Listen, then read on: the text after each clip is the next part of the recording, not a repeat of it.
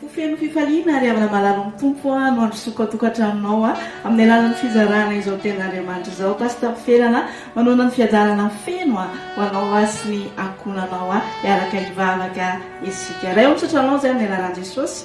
Mamay voninahitra anao zay satria fantatsay fa eto ianao.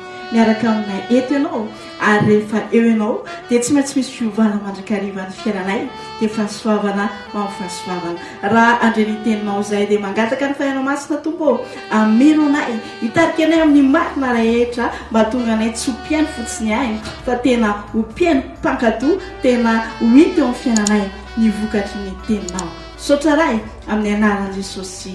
Amen.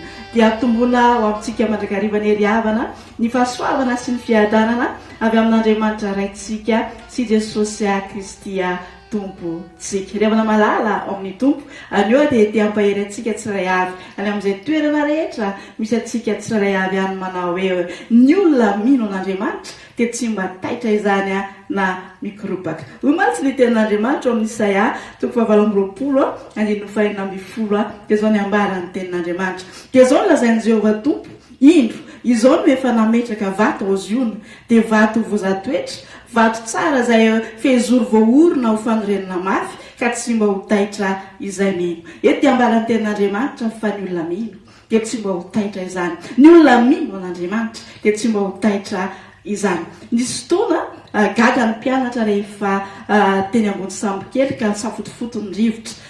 Nilao feno rano ary fantatrao zany tantara zany. Inona napagaga ny mpianatra na gaga azy ireo dia nahita an' Jesosy natory na dia tao anatin'ny loza azy. Hoy izy ireo ao Marka 4:7-20 amin'ny anaran'i Jesosy manao hoe ary Jesosy natory teo ambodin'ny sambo kely tambodin'ny ondana ary namoa azy izy ireo ka nanao tamin'ny mpampianatra tsy mampaninina anao va izao afatesanay izao teto dia tena hoe gaga ry zareo efa tena nivadika sisany tsy nataony sambo kely fa hoy ny ten'Andriamanitra Jesosy dia natory. Fa inona ny antony nahatonga an' Jesosy tsy taitra na dia tao anatin'ny loza azy? Satria mino zay efa nambarany tamin'ny mpianany izy alohany handeha, alohany hampita, alohany tengenina sambo kely. Dia hoy izy ao Marka 4:20 amin'ny anaran'i Jesosy hoe andeha isika hoe ny hampita hozy izy. Zany hoe ninona mitranga ry havako dia tsarovy fa tsy maintsy tanteraka ny tenin'Andriamanitra amintsika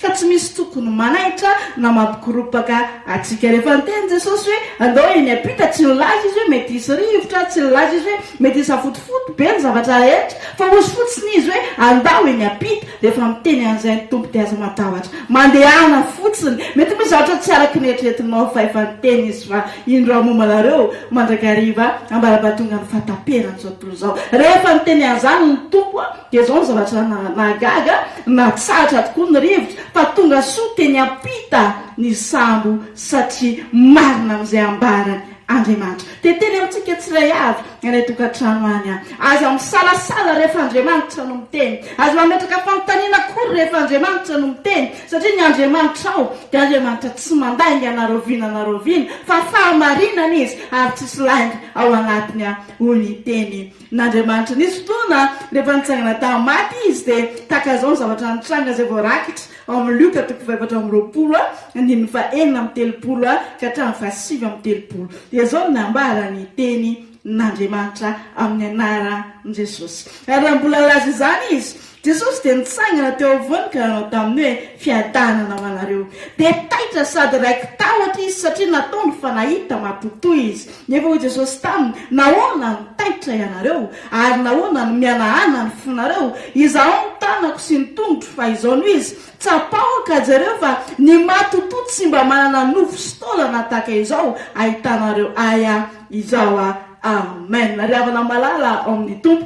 Teto ny mpianatra dia zao na dia voavao mahafaly azy dia mbola nanaitra ny mpianatra mandrakariva satria tsy nampino azy ireo intsony tsy nampino azy ireo intsony fa mbola ho velona Jesosy. Ny zavatra hitany mason'izy ireo farany dia Jesosy potipotika, Jesosy nienjehana ary nireny farany dia naleviny izy fa tsy nampoziny zay hoe Jesosy hiditra indray telo andro aty arina dia teny hoe fiadanana ho anareo dia hoy ten'Andriamanitra natahotra ny mpianatra, nikoropaka ny mpianatra ary Jesosy niteny hoe fa inona kely mbola mahataitra taitra anareo, inona no mbola mataitra anareo. Zany hoe inona kely havana malalo ny tompo no mahatonga atsika taitaitra sy koropaka. Tino tsara fa mahatonga atsika taitaitra sy koropaka amin'izay zavatra rehetra mitranga dia ny tsy finoantsika ny tenin'Andriamanitra na ny fanadinoantsika ny tenin'Andriamanitra ihany koa. Jesosy nefa niteny tamin'ny mpianatra hoe fa mbola hitsangana aho izy. Jesosy nefa nampahery ny mpianatra hoe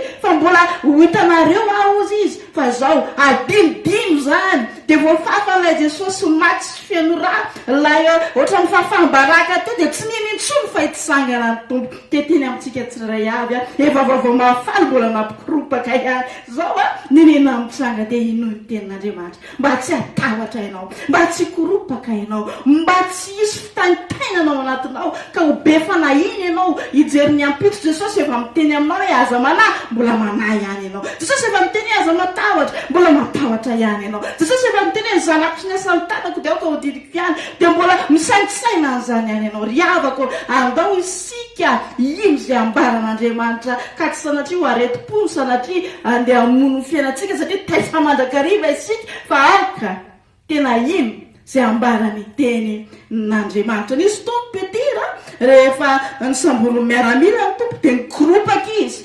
Dia inona ny zavatra nataony rehefa nikoropaka izy?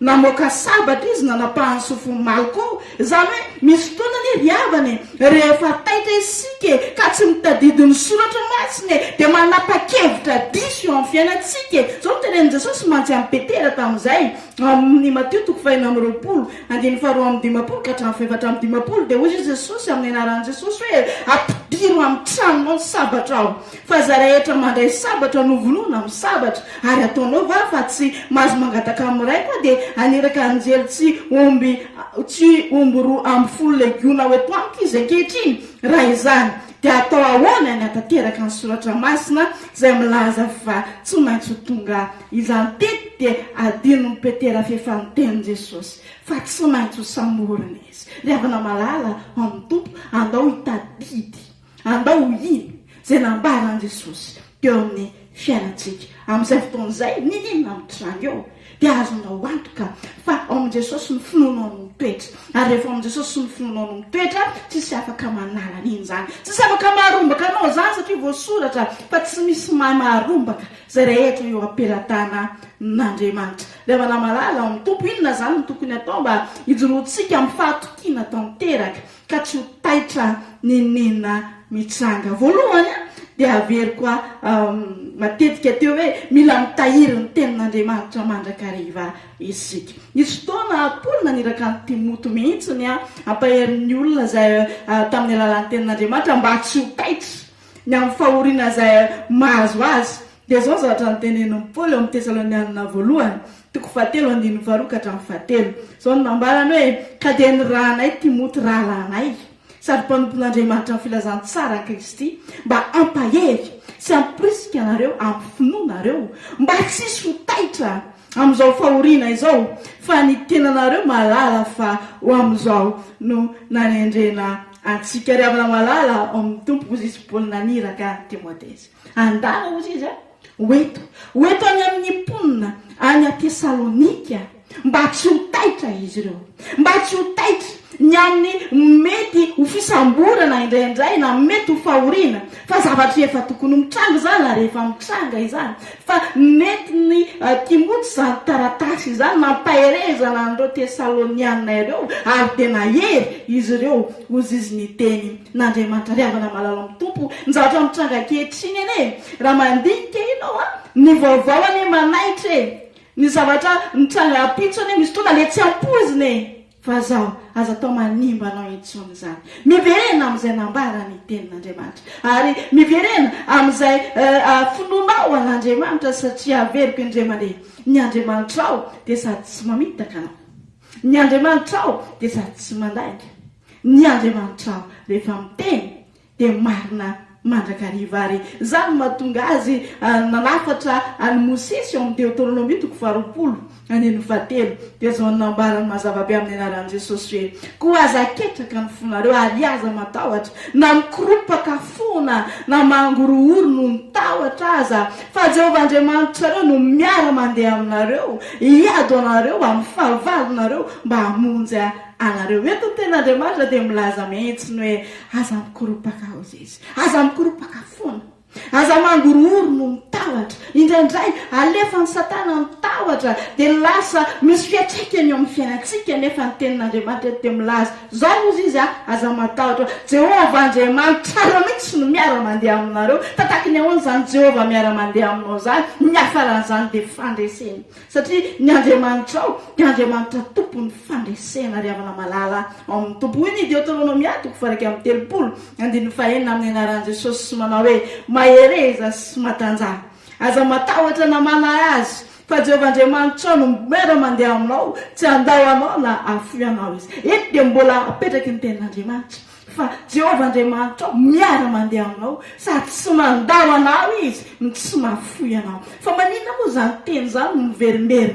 satria ateo be loatra ny zavatra lasa mampatahotra atsika. Ny fahasalamantsika mampatahotra atsika, ny asantsika mampatahotra atsika, ny hoavitsika mampatahotra atsika, mombanomba ny zavatra rehetra ohatra mampatahotra atsika. Nefa ho Jesosy ny teny mazava be ny fiadanako hozy izy nomeko anareo.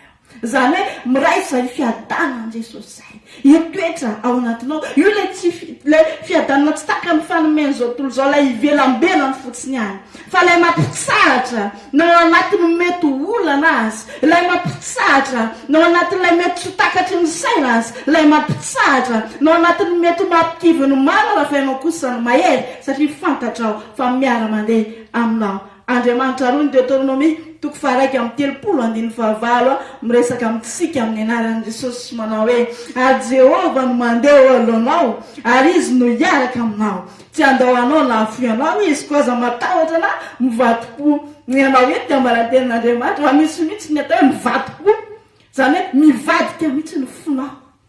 Vao maneno kely ny telefona dia mivadika ny fonao, vao maneno kely ny sonnerie am-bavadinao dia mivadika ny fonao. Zay rehetra ataonao mampivadika ny fonao dia teny aminao miverenao amin'ny tenin'Andriamanitra. Fa ny Andriamanitra dia milaza aza matahotra, ny Andriamanitra dia milaza fa tsy mandao anao, ny Andriamanitra dia milaza fa tsy mafoy anao. Ka izy tsara noho izany ve?